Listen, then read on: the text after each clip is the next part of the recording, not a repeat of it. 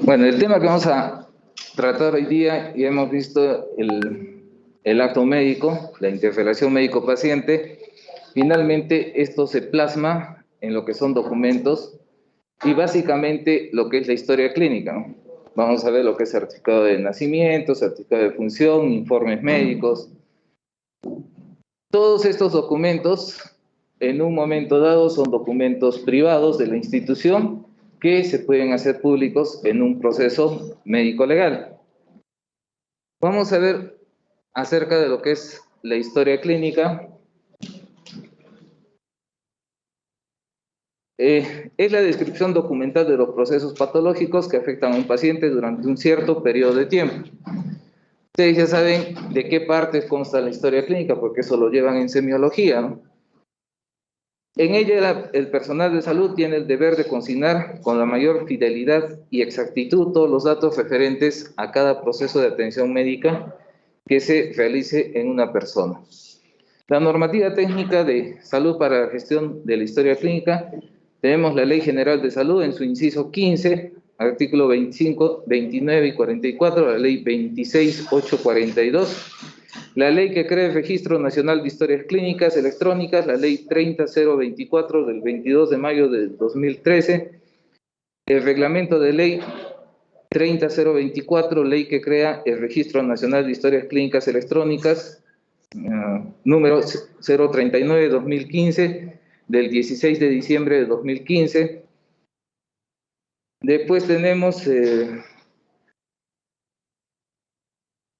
la norma técnica de salud para la gestión de historias clínicas, la 214 de 2018, ¿no? Es la que ya norma cómo se va a ir creando los sistemas digitalizados de historias clínicas. En la actualidad ya tenemos algunos servicios de salud que tienen este sistema digitalizado de historias clínicas, por ejemplo, eSalud. Algunas clínicas también que tienen ya su sistema digitalizado de historias clínicas completamente. El Ministerio de Salud está en proceso, pero no hay un tiempo donde nos indica que deben ya todas las historias clínicas estar digitalizadas. Progresivamente se está avanzando. Como les digo, ya algunas instituciones ya tienen, ¿no? Y otras están empezando. Ya vamos a ver qué beneficios nos trae las historias clínicas digitalizadas. La Ley General de Salud, en su artículo 29, nos habla del acto médico debe estar sustentado en una historia clínica veraz, suficiente, que contenga las prácticas y procedimientos aplicados al paciente para resolver el problema de salud diagnosticado. En su título 3 de los documentos médicos, capítulo 1 de la historia clínica, artículo 92, la historia clínica es el documento médico con valor legal en el que se registra el acto médico, debe ser veraz, completa, el médico debe ser cuidadoso en su elaboración y uso y no incluir apreciaciones o juicios de valor o información ajenos a su propósito. Eso del diagnóstico reservado, por ejemplo, ¿no? Algunos casos de pacientes que tienen bastante críticos estado de salud y se condiciona paciente con diagnóstico reservado. Eso no se debe consignar en una historia clínica, eso lo dice la ley. Artículo 93. El médico no debe modificar o alterar el contenido de la historia clínica o de cualquier otro documento clínico relacionado con la atención del paciente, sea para perjudicarlo o para obtener algún beneficio indebido para esto, para sí o para terceras personas. Inclusive, si hay una modificación de la historia clínica, ya está incurriendo en un acto delictuoso que puede ser sancionado penalmente, ¿no? No solamente ya es la historia clínica y el acto médico, sino ya se adhiere ahí otro proceso por alteración de este documento. El artículo 94 del médico no debe utilizar la información contenida en una historia clínica elaborada por otros médicos sin la autorización debida para fines ajenos a la atención del paciente. En el artículo 95, el médico debe mantener el anonimato del paciente cuando la información contenida en la historia clínica sea utilizada para fines de investigación o docencia. El Registro Nacional de Historias Clínicas Electrónicas, hemos dicho que está dado por la Ley 30.024. Ahí nos indica que es un documento médico que se registran los datos de identificación y de los procesos relacionados con atención del paciente en forma ordenada, integrada, secuencial e inmediata de la atención que el médico o otro profesional brinda al paciente, cuyo registro unificado y personal multimedia se encuentra contenido en una base de datos electrónica registrada mediante un programa de computación y referendada con la firma digital del profesional tratante. ¿Qué beneficios nos da esta historia clínica digitalizada? Una, que va a ver que la central va a ser a nivel del Ministerio de Salud. Cualquier persona que tenga un problema de salud en cualquier parte del Perú tiene acceso a su historia clínica, ¿no? Mediante un profesional de la salud. Acude a una clínica, el médico que va a atender a esta persona puede acceder a su historia clínica. Acude a un establecimiento público, el médico que lo va a atender igual tiene acceso a su historia clínica. Y todo esto favorece para el manejo del paciente.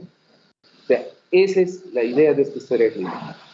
Que todavía no se está dando así, evidentemente, pero ya en muy pocos años vamos a tener este tipo de información. ¿Cuáles son las características que tiene esta historia clínica? Las condiciones de seguridad. Va a tener un almacenamiento central donde el que ingresa va a entrar con un código y eso se registra, ¿no?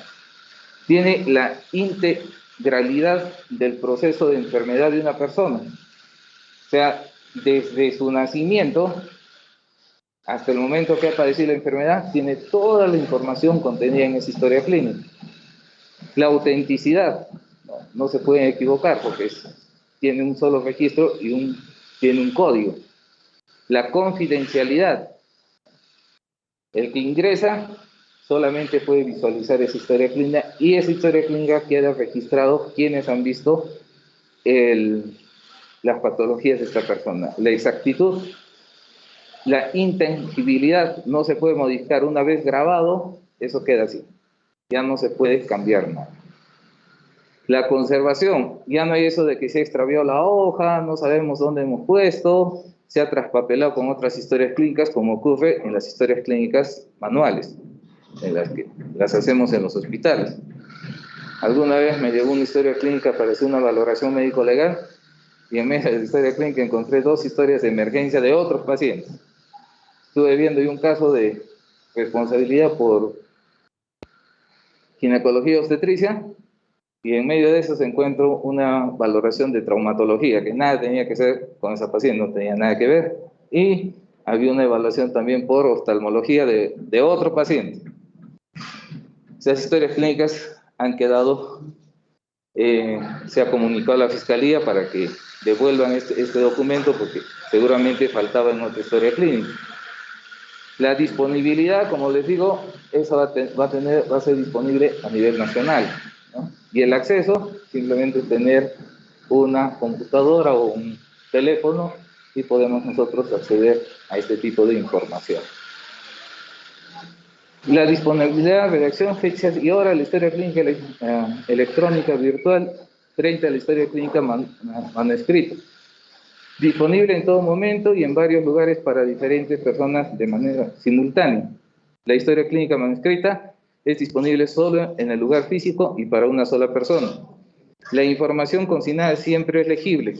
Ese es uno de los puntos bastante críticos, ¿no? Ustedes han visto esas historias clínicas que no se entiende absolutamente nada. Alguna vez inclusive hemos devuelto para que nos hagan la aclaración, ni el mismo médico que ha escrito no lo entiende. Entonces, con esta historia clínica digitalizada ya nos olvidamos de eso. Siempre se consigna la fecha y hora, eso es automático y no se puede, no es que me he olvidado, sino el sistema ya lo consigna, ¿no? A veces en las historias clínicas manuscritas se olvidan de consignar la fecha y la hora, que en algunos casos es importante valorar el tiempo que ha transcurrido de la atención de esta persona. En el artículo 59 del reglamento de ley 30.024, la ley que crea el Registro Nacional de Historias Clínicas, aprobado mediante Decreto Supremo 039 de 2015, señala como reglas de autorización de acceso al paciente lo siguiente.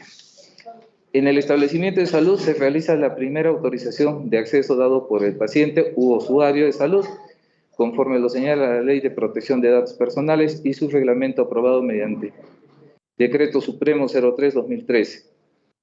En el Registro Nacional de Historias Clínicas se realiza la segunda y tercera autorización de acceso. La segunda regla es para que el profesional de la salud que lo atiende acceda a la historia clínica electrónica del mismo paciente o usuario de salud a través del Registro Nacional de Historias Clínicas.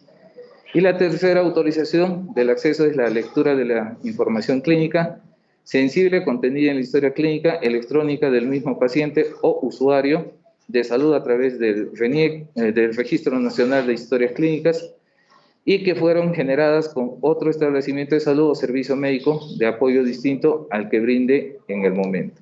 O sea, tiene un sistema de seguridad para que no cualquier persona pueda acceder.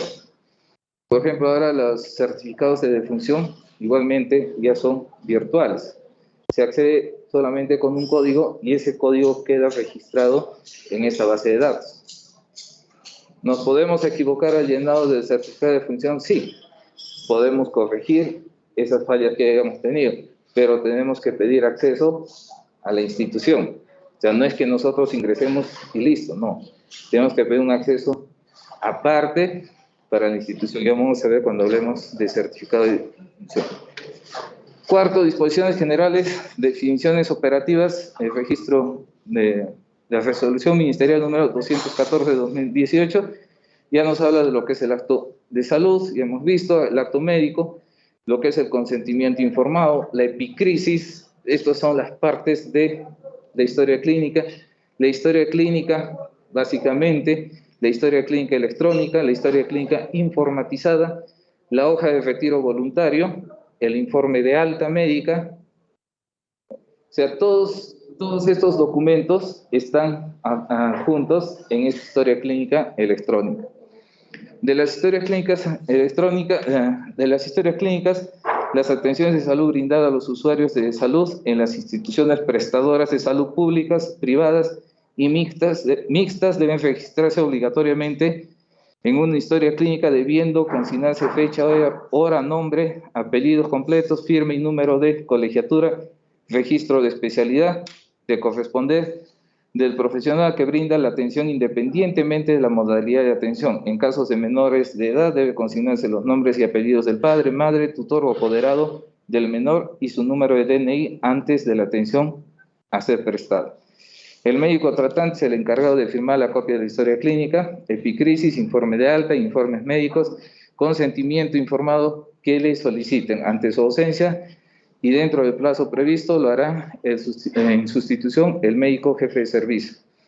El personal de salud es responsable de la variación y legibilidad de los datos e información que se registran en los diferentes formatos que integran la historia clínica, así como de la custodia, conservación de estas cuando les sean entregadas para las actividades de atención, docencia e investigación. Algunas veces ocurre que se pierden partes de la historia clínica.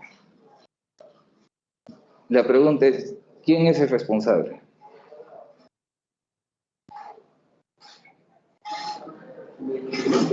El médico que firma.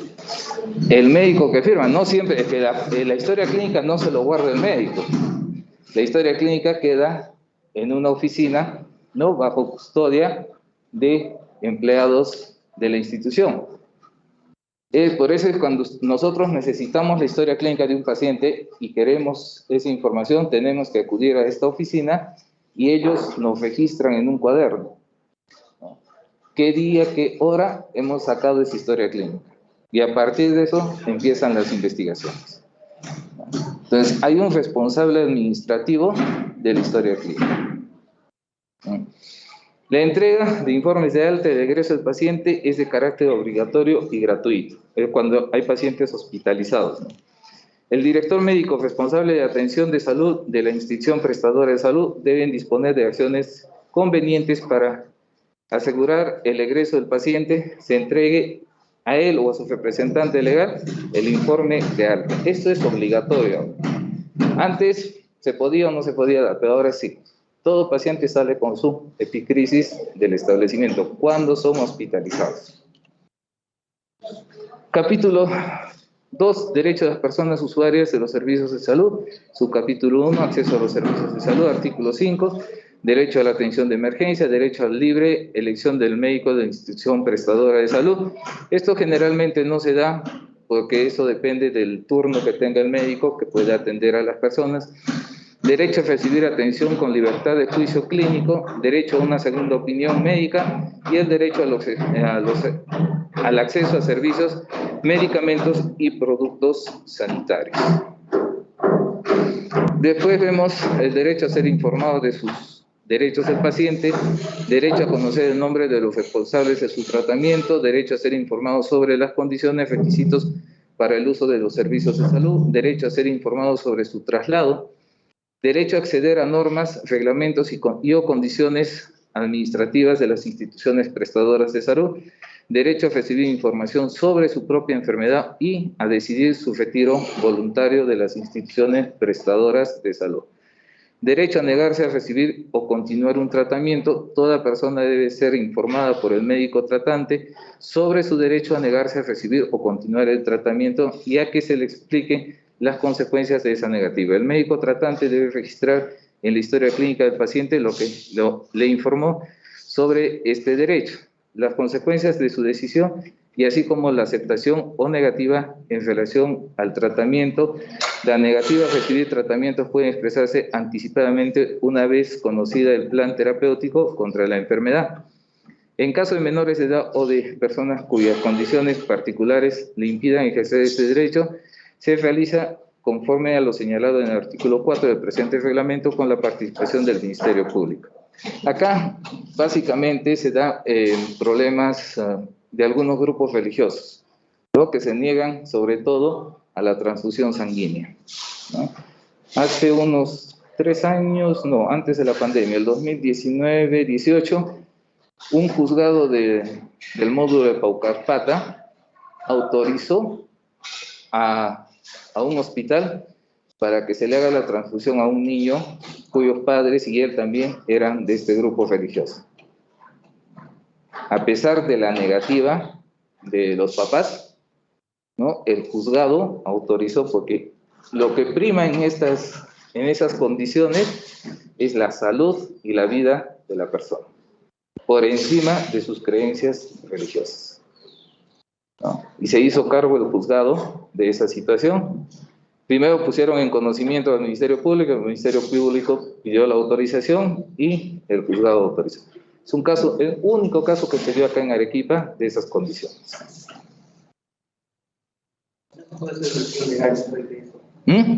El paciente. Puede acceder a denunciarlo al juez.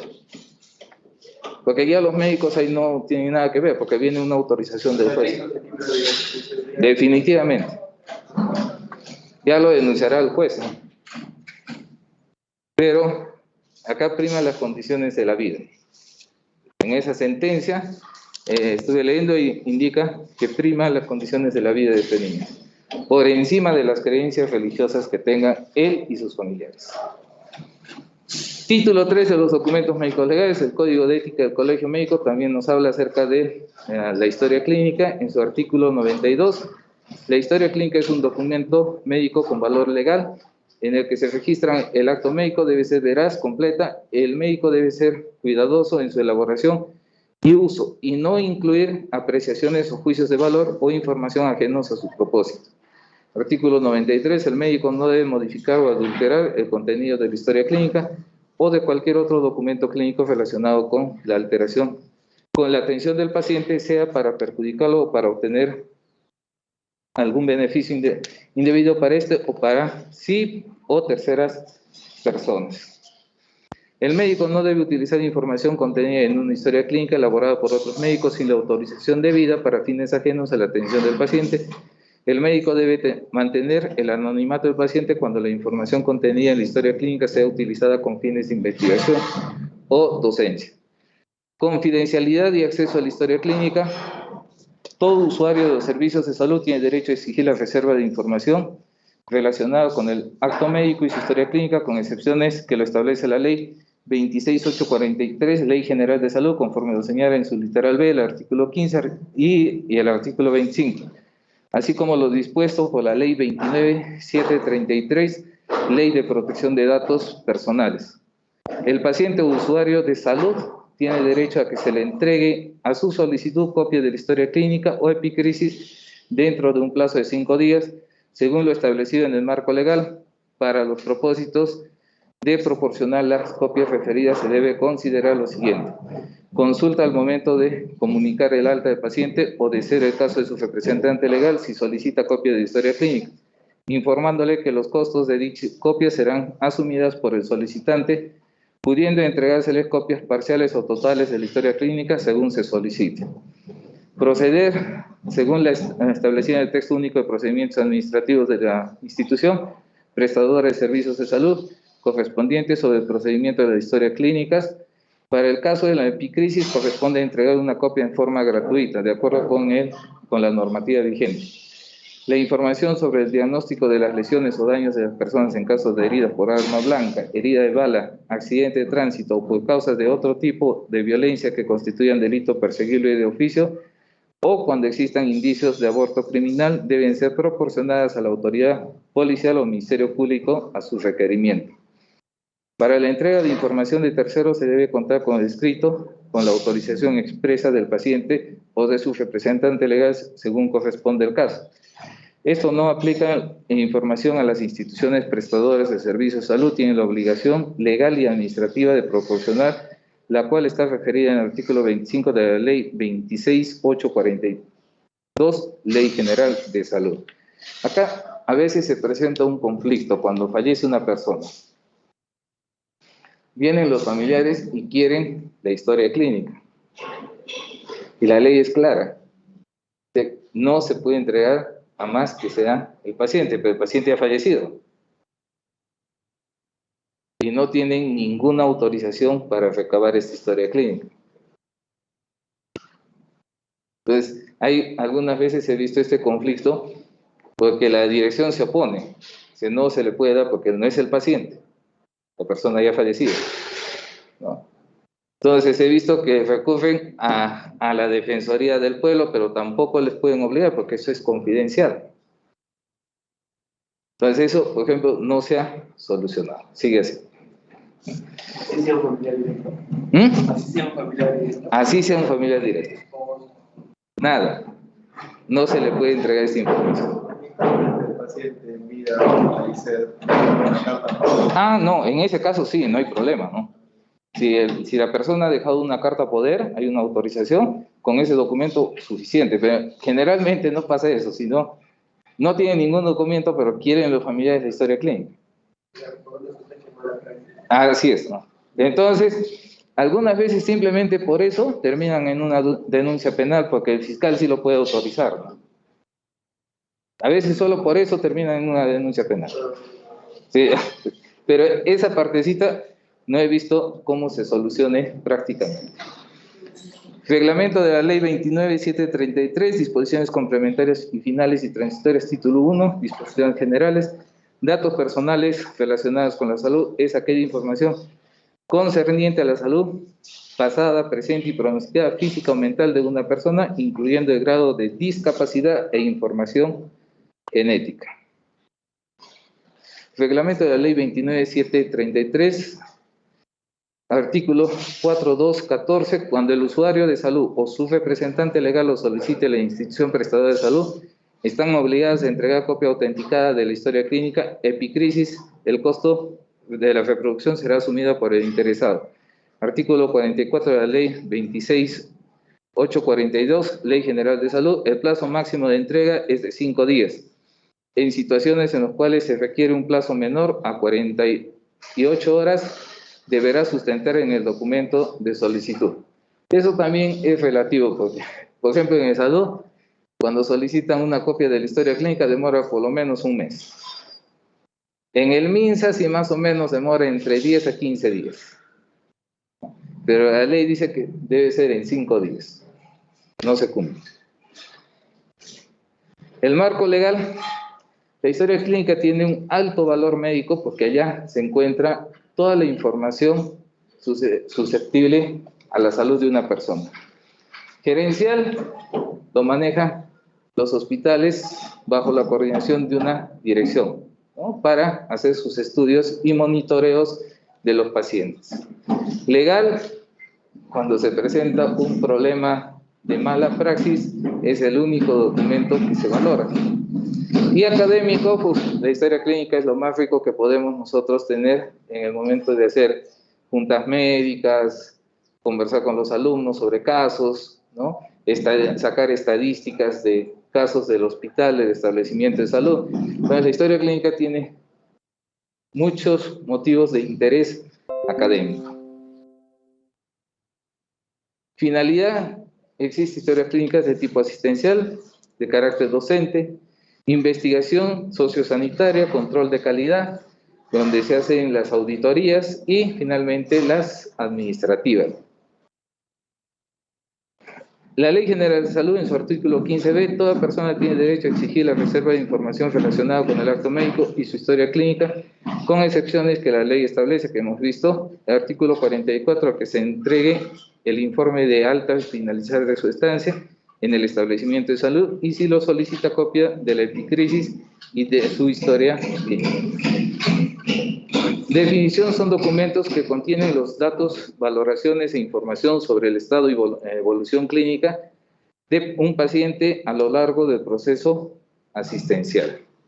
Definición: es un documento que contiene datos, valoraciones e informaciones desde el momento que ingresa al establecimiento de salud, evolución clínica de un paciente y finalmente cuando se va de alta, la epicrisis. Este es algo importante que debemos tener en cuenta. La historia clínica es patrimonio del establecimiento de salud, pero el médico que elabora tiene el derecho sobre la propiedad intelectual sobre la misma. Quienes con fines de investigación requieran utilizar la información deben contar con autorización de quienes ejercen el derecho de propiedad intelectual.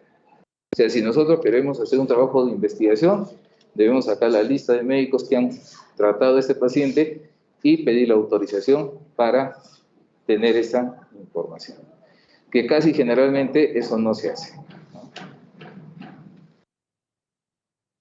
Clasificación y formatos: historias clínicas según el tipo de prestación. Historias clínicas ambulatorias, que generalmente son una hojita de hospitalización. Son historias clínicas que ya son mucho más completas. Ustedes ya por semiología saben eso, ¿no?, cuántas partes tiene la historia clínica. Y las de emergencia igualmente, generalmente son una o dos hojas de atención del estado mórbido de salud de esta persona en un momento dado, simplemente, ¿no? Las características, ya hemos dicho que deben ser veraces. La elaboración es responsabilidad del médico. A veces, ¿qué pasa en los hospitales? Le dan el sello al interno o al residente, y él es el que pone el sello y le hace un garabato y lo avala el médico. Algunas veces hemos visto cuando llegan los procesos de denuncias, dicen, pero este no es mi firma. Lamentablemente está ahí su sello y el garabato que le ha puesto, ¿no? Eso él no puede negar.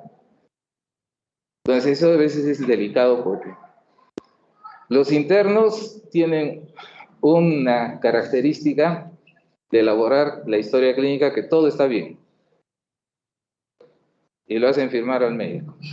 Inclusive ellos mismos le ponen un garabato y le ponen el sello. Pero quien asume la responsabilidad es el médico.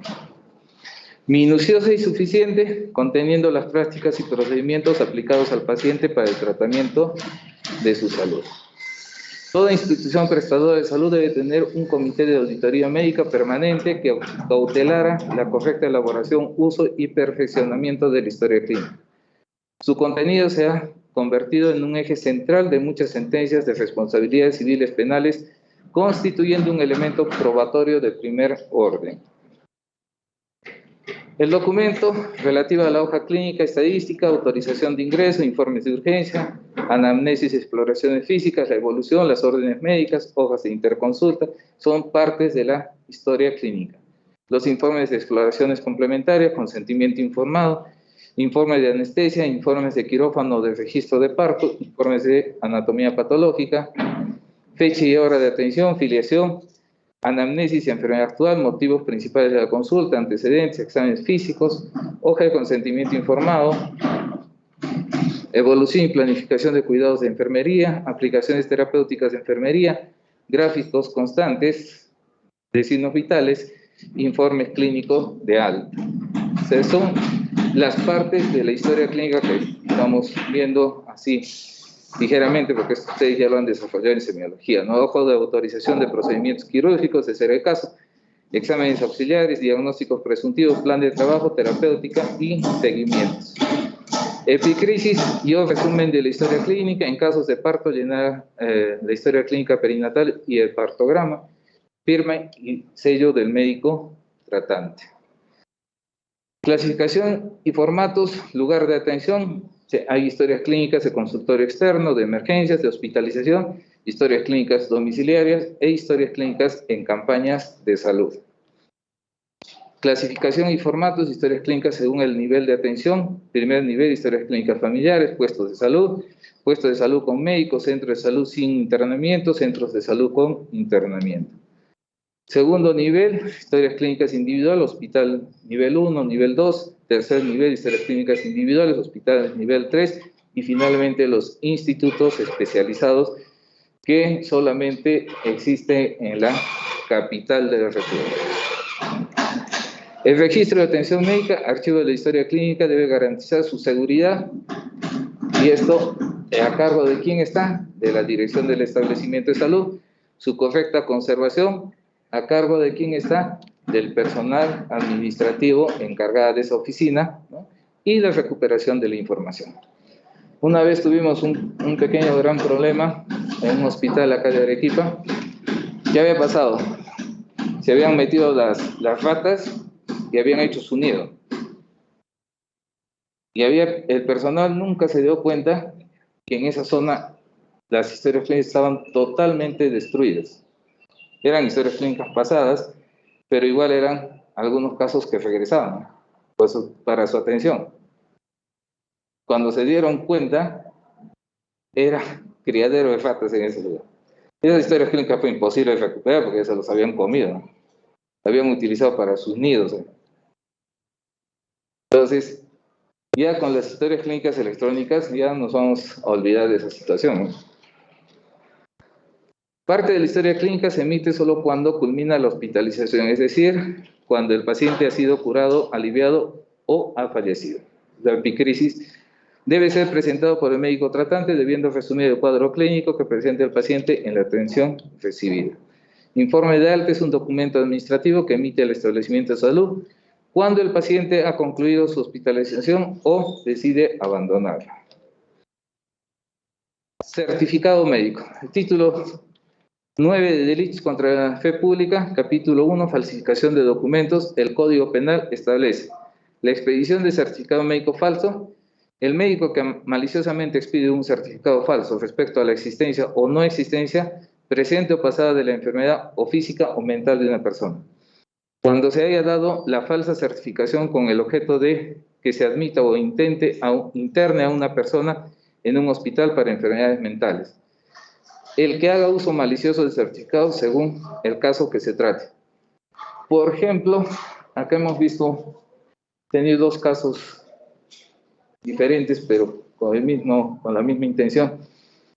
Un día un traumatólogo atiende a una persona, un varón, ¿no?, que viene con su placa radiográfica y tenía una fisura en el calcáneo. ¿Cuál es el procedimiento en consultorio particular? ¿Cuál es el procedimiento en una fisura de calcáneo? Le ha puesto su bota de yeso y lo ha mandado a su casa. Pasa un tiempo, este tipo estaba implicado en un asalto.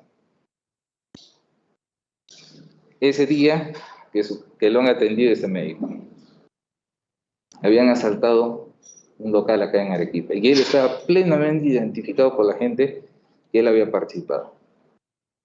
Pero él, ¿qué hace? Llega a la policía, llega, no, acá está mi certificado médico, yo a esa hora me estaba haciendo atender. Acá está. Yo he sufrido una fractura, ahí está mi bota y eso. Yo me puedo decir. Entonces la fiscal lo llama al médico y le dice si lo ha atendido. El médico estaba bastante nervioso. Dice pues que sí, él lo ha atendido. Evidentemente sí lo había atendido. Y sí tenía la fractura del calcáneo. Sí, dice, él en la primera vez que le hace la entrevista a la fiscal, dice sí. Usted estaba completamente seguro que tenía la fractura. Sí, por eso le he puesto la bota y eso. ¿Qué había hecho este tipo? Se ha conseguido una placa radiográfica que no era de él. Ha llegado al consultorio con su placa, el médico ha visto la fractura, no lo ha examinado bien y le ha puesto su bota y eso. ¿Cómo íbamos a probar eso? Porque eso se tiene que probar, ¿no? Lo volvió a llamar al médico, la fiscal, y le dijo, doctor, queremos que nos traiga la historia clínica. Él tenía una historia clínica bastante resumida, ¿no? Así a veces hacen pues los consultorios privados. Estaba ahí su historia clínica, pero era muy sucia. Entonces, conversando con la fiscal, me dice, ¿cómo podemos probar esto que no ha sido él? Porque él estaba plenamente identificado en ese asalto. Pero tenía ese informe médico de atención, justo de esa hora. Y él tenía una fractura imposible, o sea, una fisura o fractura de primer grado, que llaman ahora, imposible que haya estado en el asalto. Entonces le dije, doctora, lo que podemos hacer es sacarle una nueva placa radiográfica, ¿no? Y comparar las dos placas.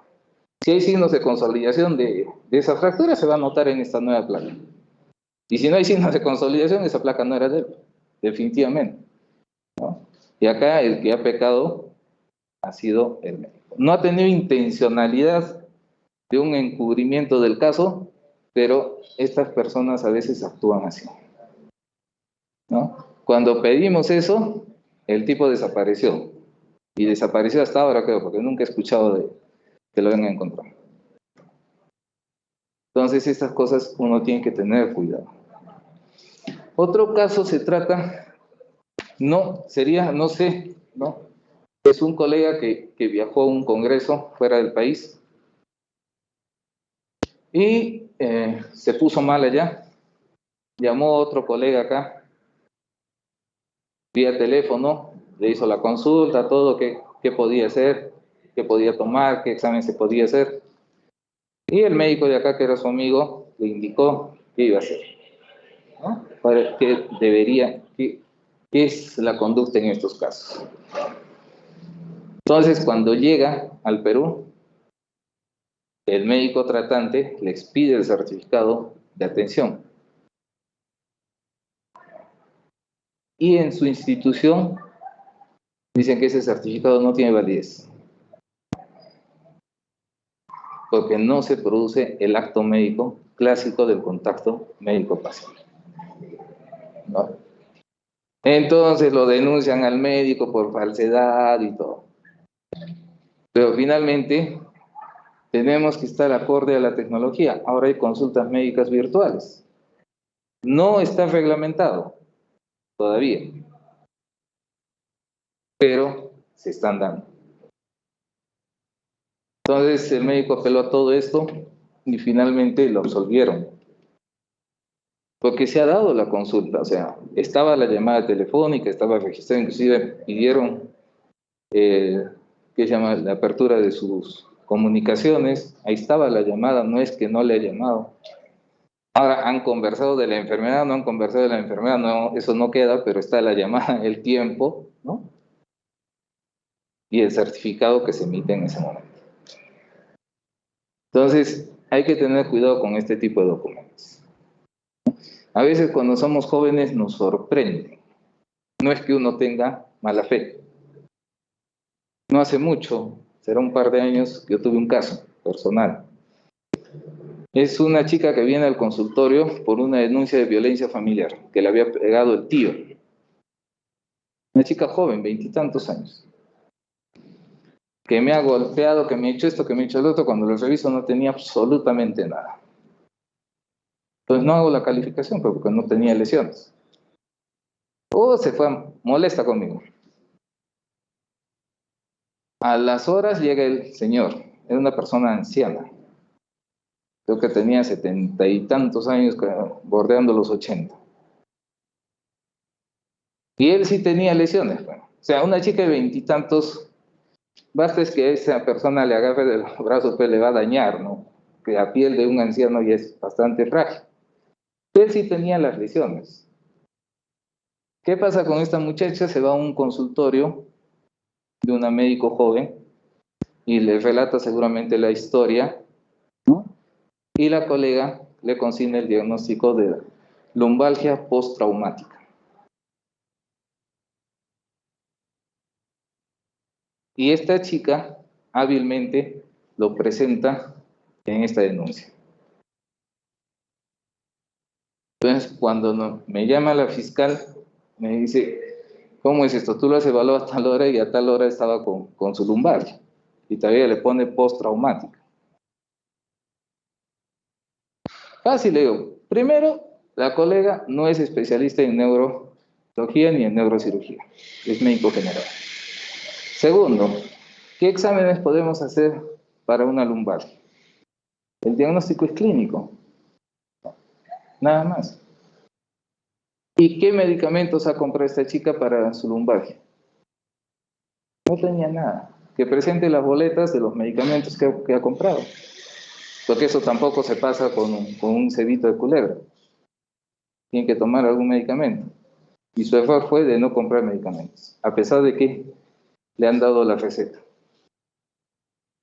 Ella dijo que sí, que había comprado en una farmacia, que no se acordaba bien dónde lo había comprado. Ahí se cayó el caso. Entonces, a veces, como les digo, en esto no es la intencionalidad del profesional, sino es de las personas que vienen malintencionadamente a obtener este tipo de documentos. Título 3 de los documentos médicos, el Código Deontológico, el Código de Ética del Colegio Médico, dice capítulo 2, certificado médico. El certificado médico es un documento, hemos visto, artículos 97 y 98. Estas son algunas sanciones que la Superintendencia Nacional de Salud ha dado. Por ejemplo, en este caso, infracción contenida en el Decreto Supremo número 013 del 2006, Reglamento de Establecimientos de Salud y Servicios Médicos de Apoyo, inciso H, artículo 132, no cumplió con las disposiciones referidas a la historia clínica y formatos y registros de atención del paciente. Resolución Ministerial 597 del 2006, MINSA, que aprueba la resolución 022, Norma Técnica de Salud para Gestión de Historias Clínicas. Del 19/9 del 2018, multa ascendente a 3 unidades impositivas tributarias. Esto se ha dado acá al Hospital Yanaguara, cuando ha habido una queja hacia ¿cómo se llama la Superintendencia Nacional de Salud. Esta es una resolución que se ha emitido en ese sentido, ¿no? Consentimiento informado. Este es uno de los puntos bastante críticos en las historias clínicas que vemos. Felizmente todavía no hay mucha, ¿qué les digo?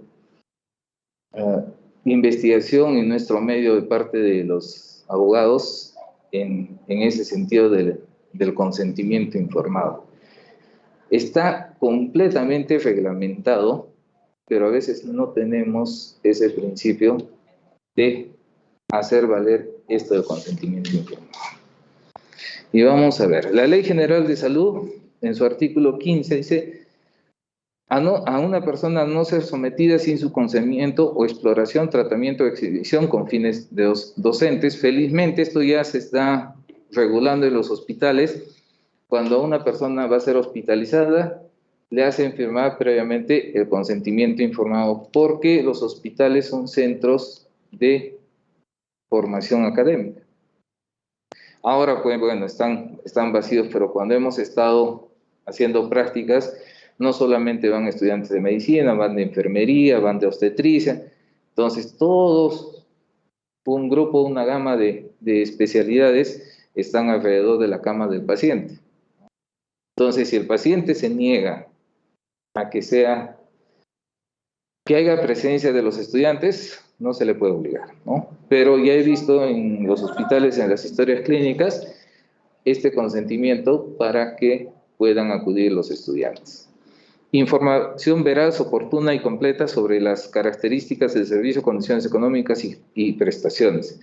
El artículo, en el inciso G, a que se le dé términos comprensibles, información completa y continuada sobre su proceso, incluyendo el diagnóstico, pronóstico y alternativas de tratamiento, así como sobre los riesgos, contraindicaciones, precauciones, advertencias de los medicamentos que se les prescriban y administren.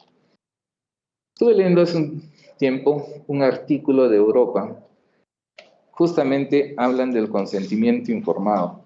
Dice que el paciente que llega a un servicio que va a ser intervenido quirúrgicamente, ¿cuánto es lo que captan en el momento de la información que se le da? ¿Qué porcentaje de esa información lo capta? Estamos hablando de un país que tiene un nivel cultural mucho mayor que el de nosotros. Dicen que aproximadamente el 40% en el momento que se le da esta información. Pasado 7 días, solo se acuerda el 30%. Entonces, ¿esto qué nos condice a nosotros los profesionales de la salud?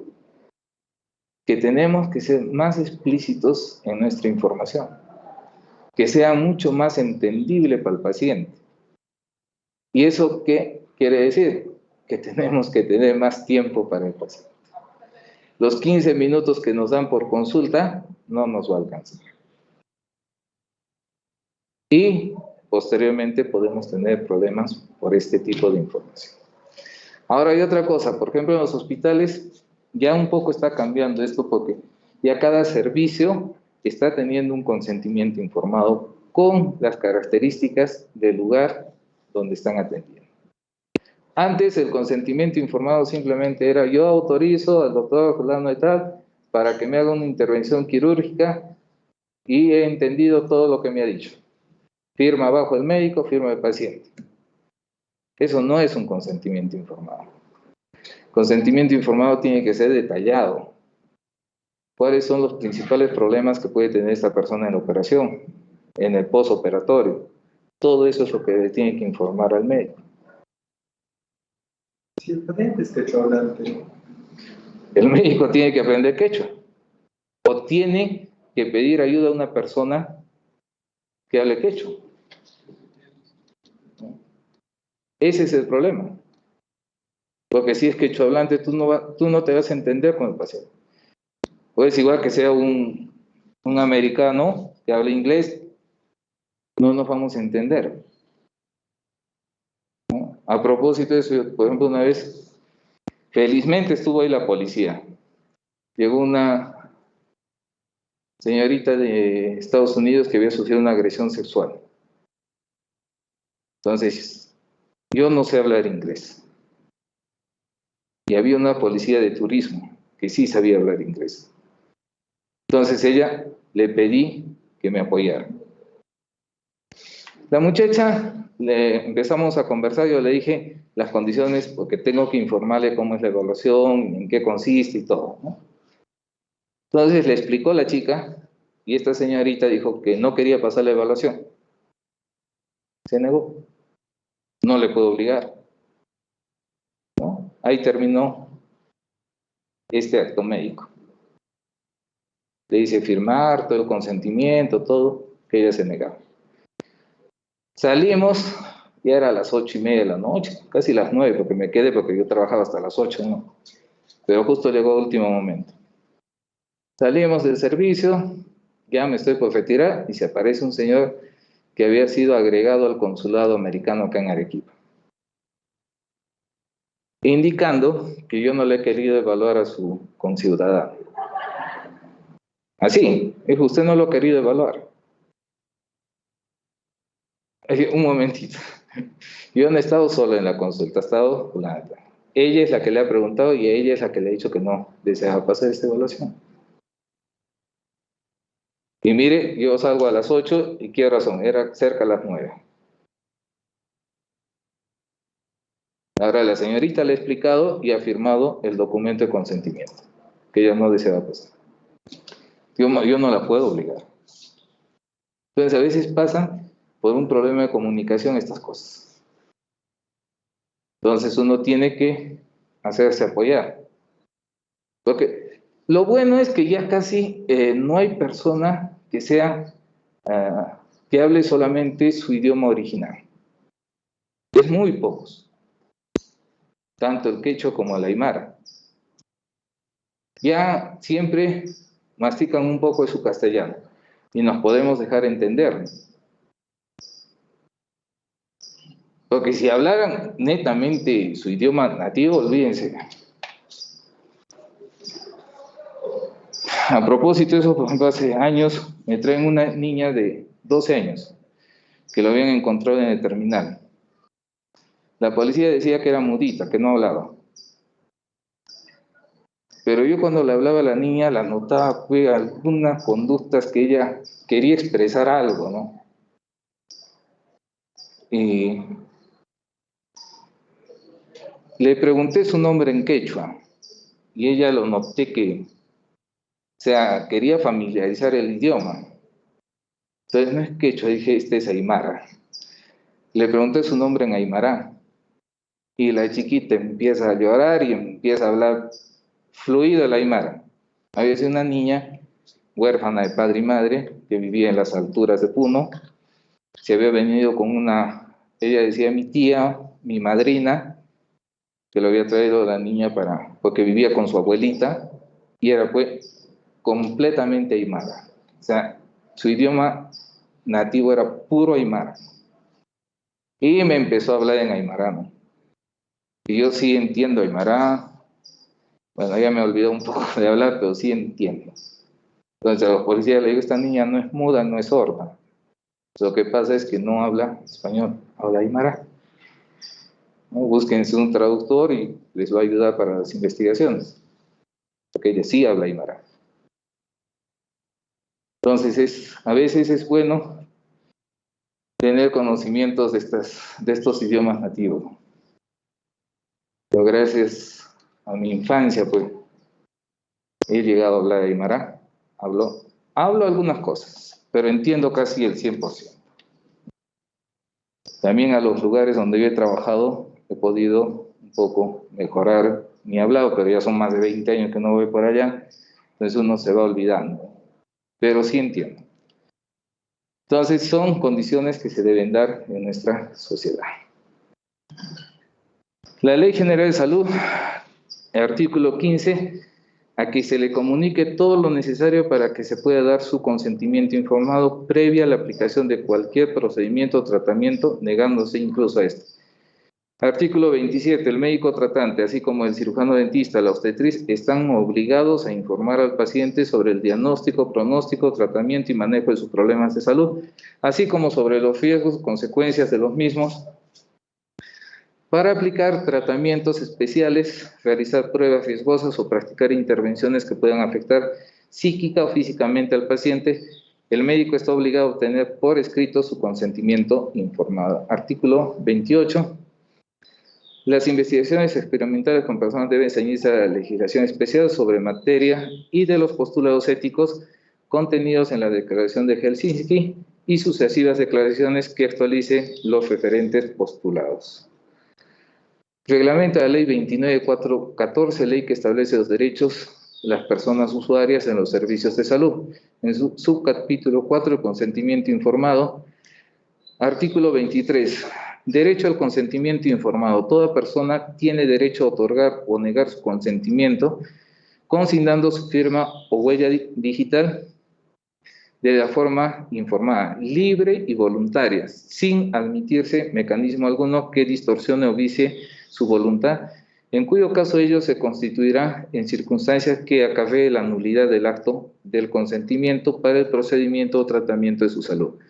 El proceso de consentimiento informado debe garantizar el derecho a la información y el derecho a la libertad de decisión del usuario. Este proceso debe constar necesariamente por escrito, en un documento que visibilice el proceso de información y decisión, el cual además formará parte de la historia clínica del usuario, siendo responsabilidad de la institución prestadora de salud su gestión, custodia y archivo correspondiente.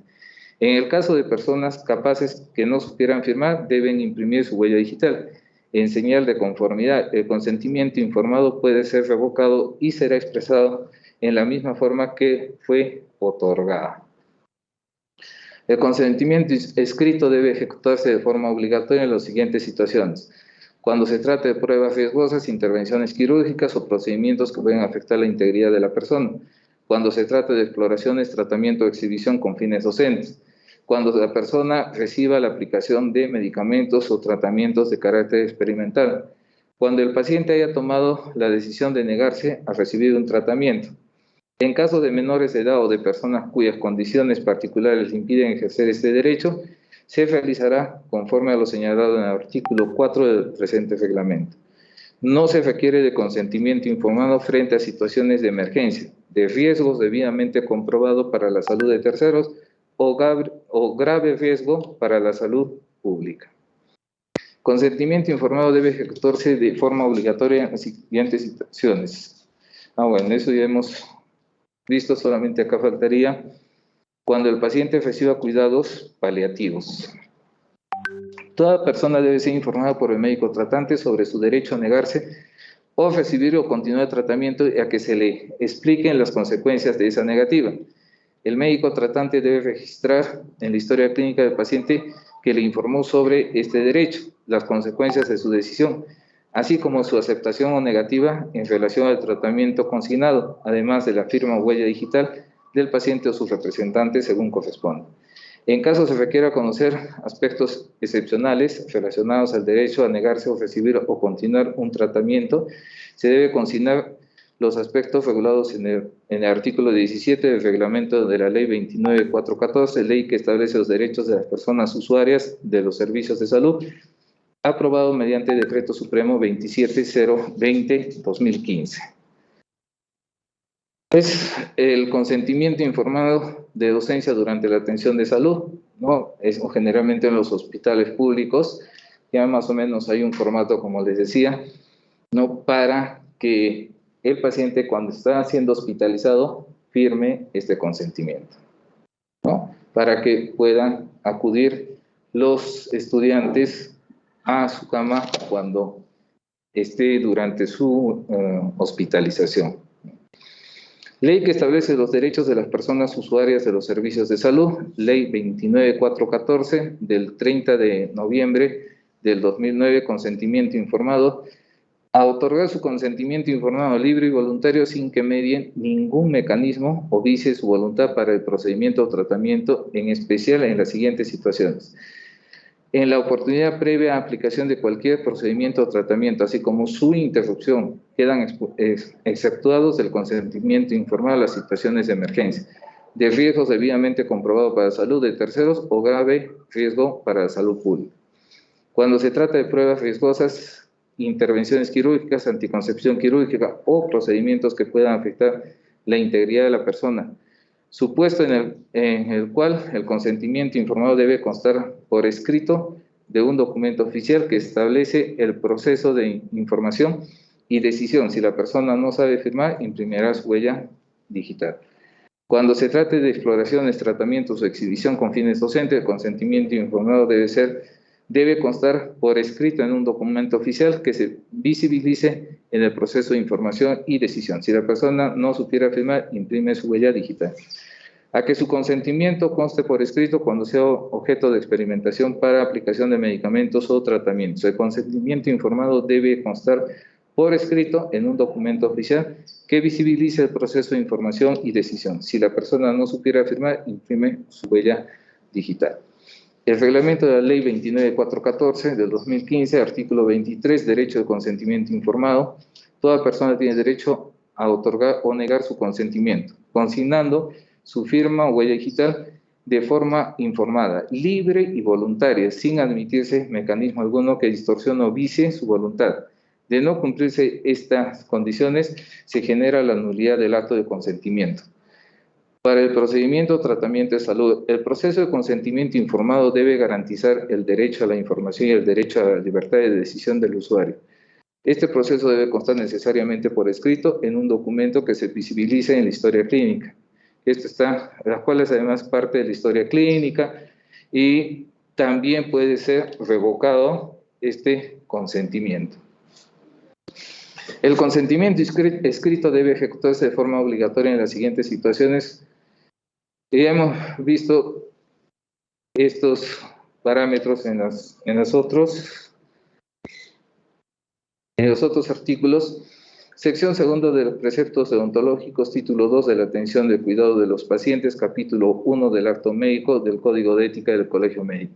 Artículo 62. Las intervenciones quirúrgicas requieren de un consentimiento informado escrito, salvo situaciones de emergencia. O sea, todos reconocen que solo en las situaciones de emergencia se puede exceptuar el consentimiento informado, ¿no? Después, todos establecen que se debe dar sobre todo en procedimientos quirúrgicos.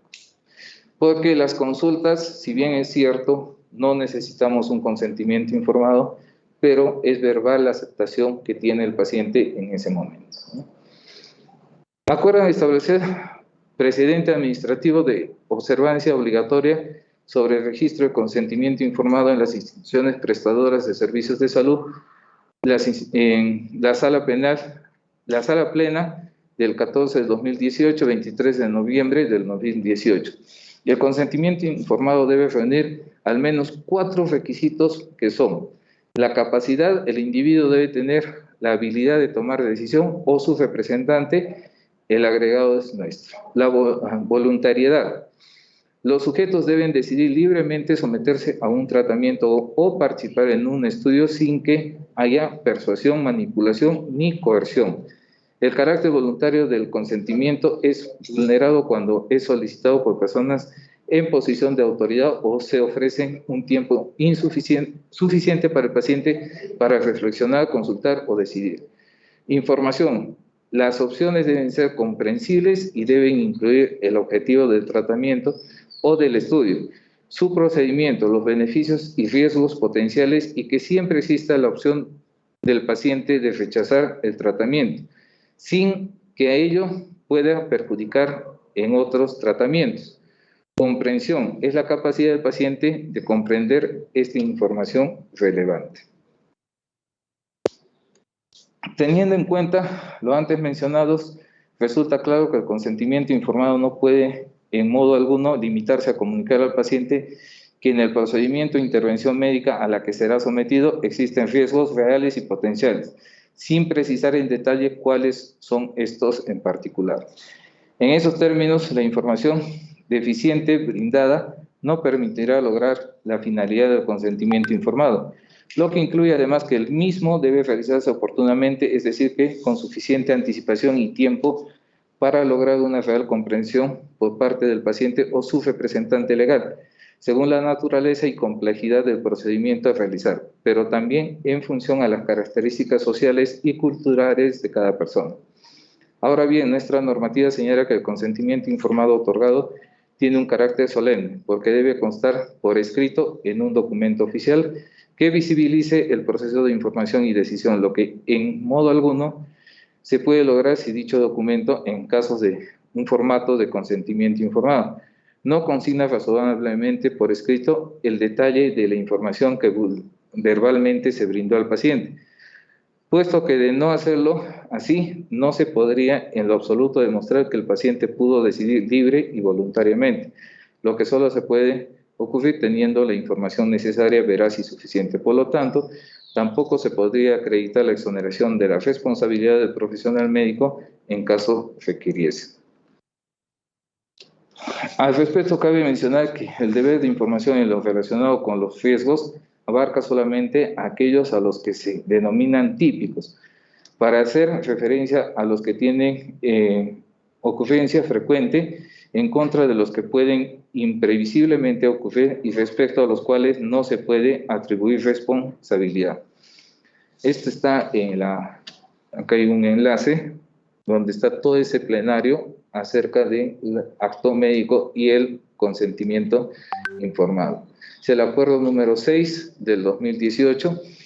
El formato de consentimiento informado obligatoriamente debe incluir el registro en detalle de los riesgos potenciales o reales, efectos colaterales, efectos secundarios, efectos adversos y beneficios que con mayor frecuencia ocurran en el procedimiento o intervención médica a realizar en términos sencillos y comprensibles en virtud de lo dispuesto por la Ley General de Salud, ley que establece los derechos de las personas usuarias, los servicios de salud, su reglamento y normas técnicas de salud para la gestión de historia clínica. Además, el consentimiento informado se deberá obtener oportunamente, es decir, con una suficiente anticipación, de tal modo que se garantice una comprensión real por parte del paciente o su representante legal. No obstante, la obligatoriedad de contar procedimentalmente con un formato de consentimiento informado que registre en detalle la información que se brinda al paciente, se debe tener presente que el consentimiento informado se constituye en un pilar fundamental de la relación médico-paciente que debe sostener en la confianza de que el interés común de las partes es la recuperación de la salud, siendo este el objetivo de la práctica de la medicina, debiéndose en consecuencia de forma obligatoria fomentar una cultura de auténtica información al paciente en todos los establecimientos de salud, sean públicos, privados o mixtos. ¿Cuál es el tiempo adecuado que se debe dar a un paciente esta información? Por decirles, mañana a las 8 de la mañana, Pedro va a ser operado. ¿Cuándo yo le debería dar esta información? O a las 7 de la mañana voy con un formato y le digo, señor, firme acá, y lleno el formato y a sala de operaciones.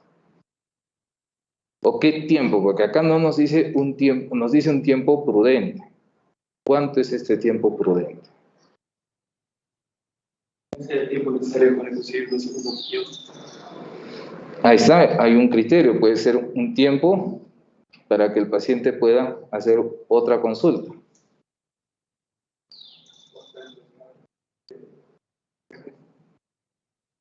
No, en emergencias esto es en el momento, no es más, se exceptúa el consentimiento informado. Algunos autores dicen 24 horas antes del procedimiento, otros dicen 36 horas. Eso es lo que más o menos se debe mantener ese tiempo. Ahora, los mismos artículos indican que este consentimiento puede ser revocado. Eso lo pueden hacer inclusive antes del acto. Está esta persona preparada para las 8 de la mañana. Llega el médico a las 7 de la mañana y le dice, doctor, ¿sabe qué? Anoche me he soñado mal, no quiero que me opere. Listo. Simplemente es eso. O simplemente no deseo que me operen, yo me quedo así. Entonces, en la parte final del consentimiento también indica eso, ¿no? Y ahí pone que no desea que se opere en ese momento. Ya posteriormente verá. O continúa con el tratamiento, eso. Es otra situación. Pero este documento también se puede revocar en ese sentido.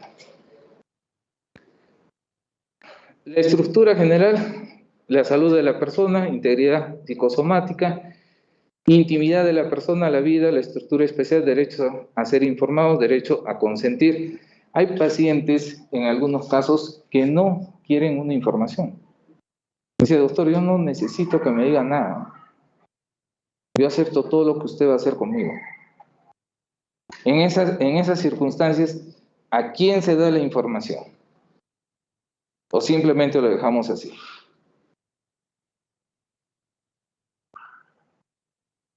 En esas circunstancias se recomienda al pariente más cercano dar toda esta información.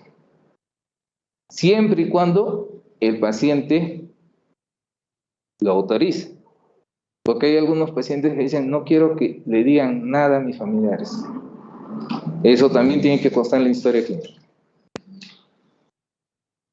Entonces, en esos casos, No hay información ni a los familiares ni al paciente. ¿Por qué? Porque el paciente está negando a este su derecho. Porque es un derecho del paciente. Derecho a ser informado, nociones generales, claras, oportunas, adecuadas, aproximativas y leal a la implicancia médica. Derecho a ser informados, titulares, pacientes con capacidad, pacientes incapaces con discernimiento. Por ejemplo, ¿quién sería un paciente incapaz con discernimiento? Un paciente que tenga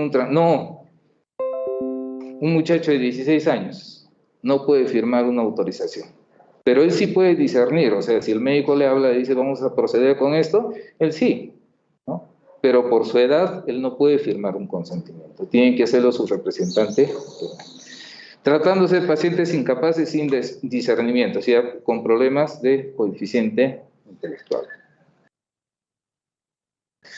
Formas, criterios objetivos, la necesidad, la urgencia, la peligrosidad, la novedad del tratamiento y la gravedad de la información. Criterios subjetivos de acuerdo al tipo de enfermedad, nivel cultural, edad, situación personal, familiar, profesional, social, capacidad de discernimiento y deseo de información. Por ejemplo, una persona que está relacionada a la actividad de salud, es mucho más fácil que nos entienda lo que vamos a actuar en su estado de salud, ¿no? No es así una persona un obrero, por ejemplo, que tenga 5º año de secundaria, es un poco más difícil que nos entienda algunas cosas y nosotros tenemos que hablarle en términos bastante comprensibles. Una persona que no haya terminado de estudiar su secundaria, por ejemplo, entonces hay que hacernos entender a su nivel. No le podemos hablar con tecnicismos, porque si le hablamos con tecnicismos, de ese 40% que entienden supuestamente en un nivel cultural mejor, esta persona no nos va a atender ni el 10%. Entonces eso siempre tenemos que tener en cuenta. La información oportuna en momento y tiempo, hemos hablado más o menos entre 24 a 36 horas, información adecuada, veraz, completa sobre las características del servicio, condiciones económicas y condiciones del servicio. Información integral, oportuna, adecuada, referirse a las técnicas o tratamientos a realizar. Con términos comprensibles se le debe dar una información completa y continuada sobre su proceso, diagnóstico, pronóstico, opciones de tratamiento, riesgos, contraindicaciones, precauciones y advertencias. Límites, el derecho de la información puede limitarse por existencia de un estado de necesidad terapéutica. En este caso, el médico deberá dejar constancia de las circunstancias en la historia clínica y comunicar su decisión a las personas vinculadas, la paciente por razones familiares o de hecho. Derecho a consentir es la autorización que da el paciente para la realización de un acto médico, está en la Ley General de Salud, ¿no? Las intervenciones de emergencia están exceptuadas de este requisito. Principios generales de consentimiento informado, el paciente tiene derecho inalienable de ser comunicado e instruido de los efectos de las intervenciones médicas que se le va a aplicar con la finalidad de obtener objetiva su decisión y correspondiente autorización al tratamiento. Definición es la anuencia libre, voluntaria y consciente manifestada por un paciente en pleno uso de sus facultades después de recibir la información adecuada a efectos de que se lleve a cabo en él una actuación médica de tratamiento en su salud. Componentes, el titular del paciente o usuario del servicio de salud. Cuando se trata de pacientes incapaces, este derecho lo ejerce su representante legal. En casos de menores de edad, se deberá escuchar y ponderar su opinión. Generalmente, esto ya en muchachos de 14, 16, 17 años. Ellos no pueden firmar el consentimiento informado, pero sí se les puede dar una información adecuada para su edad. Formas, expreso por escrito en los casos de intervenciones quirúrgicas o verbalmente, como se da en la mayoría de los casos cuando se atiende en consultorio. Tácito, por actos y signos inequívocos. El tiempo es temporal y irrevocable, sin sujeción a formalidad alguna, debe presentarse ante el acto médico y permanecer durante toda la realización del mismo. Objeto es propios tratamientos médicos que el paciente debe conocer con anticipación. De lo contrario, los riesgos del acto serán asumidos por el médico. Límites: el consentimiento se extiende hasta donde haya informado al paciente. Hay tenemos ahí algunos ejemplos de la Universidad del Hospital Cayetano Heredia de Lima. Es un enlace que ustedes pueden ver los consentimientos informados, cómo manejan en este hospital.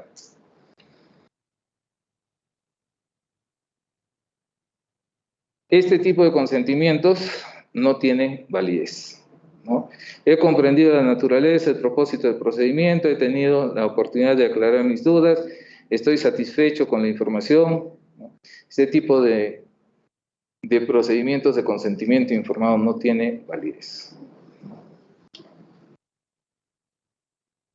Es otra sanción al Hospital Nacional Arzobispo Loaiza, también por la SUNAS, de 2.6 unidades impositivas. En este caso es infracción contenida en el Decreto Supremo, expresa seguridad del paciente, infracciones leves y en numeral no cumplió con solicitar al usuario o su representante legal el consentimiento informado por escrito previo a la realización de un tratamiento. En este caso es más que todo una sanción administrativa de parte de la Superintendencia Nacional de Salud al Hospital Loaiza de Lima.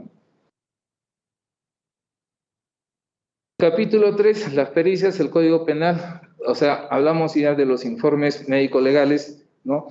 La pericia procederá siempre que para explicación y mejor comprensión de algún hecho se requiere consentimiento especializado de naturaleza científica, técnica, artística o su experiencia calificada. Primero es el nombramiento de los peritos, ¿no? En el caso de nosotros, ya venimos trabajando en una institución donde hay profesionales encargados en la realización de esos peritajes. Y en el caso de que no hubiera, pueden solicitar a los colegios profesionales o también a las universidades. Eso lo establece la ley. Procedimiento de designación y obligación del perito. En los casos de los profesionales que trabajamos en instituciones públicas no nos podemos negar, así lo dice la ley, ¿no? En otros casos sí pueden poner algún tipo de condicionamiento. Acceso al proceso y reserva. Impedimentos y subrogaciones del perito. Por ejemplo, si yo soy familiar de una persona, no puedo ser perito de ese caso, ¿no? Tengo que salir, tengo que decir que no puedo por estas condiciones. Acceso al proceso y reserva, o sea, nosotros tenemos acceso a todo el expediente del proceso, requiriendo el tipo de información. El perito de parte, eso lo nombra la persona que está siendo imputada, tiene derecho a un peritaje de parte, ¿no? En un proceso puede haber dos peritos, uno oficial y uno de parte, ¿no? Y esto puede ser los informes contradictorios. Finalmente se va a un debate en el juicio, a un debate contradictorio, y el que convence al juzgado, a él le van a creer todo lo que dice en su pericia. Básicamente es eso. El juez es el que define, ¿no? Si el perito de parte tiene un criterio mucho más técnico y puede probar científicamente algunos hechos, se le va a creer a él, ¿no? Y hay muchos casos que se han dado en esas circunstancias. Contenido del informe pericial solamente es técnico, nosotros no podemos manifestar acerca de que si hay o no hay culpabilidad de una de las partes.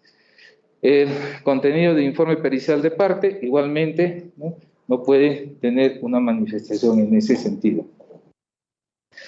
Reglas adicionales: finalmente el examen pericial se da si es que este caso llega al juicio. En el capítulo 2, el certificado médico, en sus informes los médicos, legistas, peritos y auditores deberán ser veraces, prudentes y limitarse a establecer causas, hechos y conclusiones de orden técnico-científico, absteniéndose de formular opiniones o juicios de valor sobre la probable responsabilidad legal de sus colegas.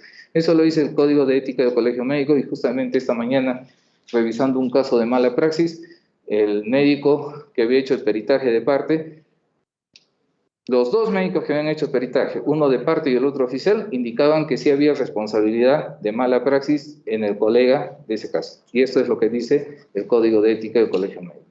Fácilmente, han podido ser denunciados hacia el Comité de Ética del Colegio Médico del Perú, ¿no? Porque eso no se puede. La pericia médico-legal es la actuación médica mediante el cual se asesora a la Administración de Justicia sobre algunos puntos de naturaleza médica o biológica. Eso lo dice el doctor Gisbert Calawi, un médico que ha fallecido, es un español, ¿no? Que era médico forense. Es emitido por orden de las autoridades o a petición de particulares sobre la significación y el alcance de ciertos hechos. ¿Qué contiene un informe pericial? El relato en primera persona, reproducción de diálogos, exámenes de ayuda al diagnóstico, relato de personas allegadas, estudios de expediente y o declaraciones, el motivo de la evaluación, contenido lo que ha ocurrido antes del hecho, durante el hecho e inmediatamente después del hecho. Todo está circunscrito a un hecho que puede ser un hecho violento. Certificado de defunción es el certificado médico donde se deja constancia el deceso de una persona, constituye la base del registro de las causas de defunción y de las estadísticas de mortalidad, permitiendo identificar problemas de salud, programas de recursos sanitarios, tiene una finalidad médico-legal y otra epidemiológica.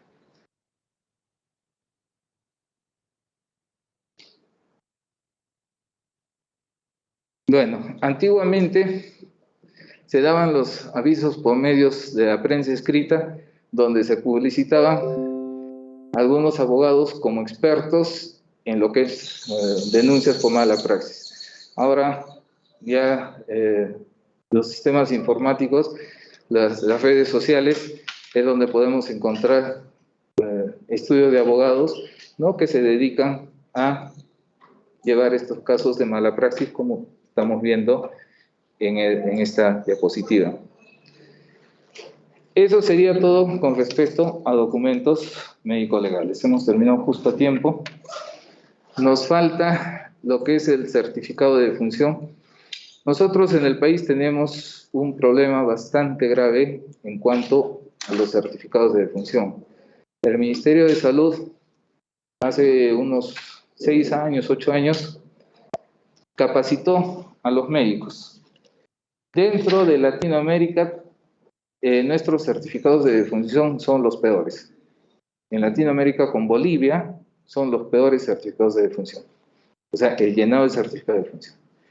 Entonces, hace unos 3, 4 años antes de la pandemia, un año antes de la pandemia, han cambiado la estrategia, ¿no? Y han pedido que en los cursos de medicina legal hagamos un capítulo del certificado de defunción. O sea, cómo se llena, cómo debe ser, qué características debe tener nuestro certificado de defunción, y esperemos que de acá, pues, cuando ustedes ya ejerzan la profesión, mejoren esta calidad de certificado de defunción. ¿Por qué? Porque tienen bastantes principios en el manejo del certificado. La información es válida, valiosa para el Estado, para sacar informes estadísticos, para manejos clínicos. Pero si le ponemos en el certificado paro cardiorrespiratorio, no estamos diciendo nada, simplemente que ha muerto. Entonces, es más, ya vamos a ver el próximo tema.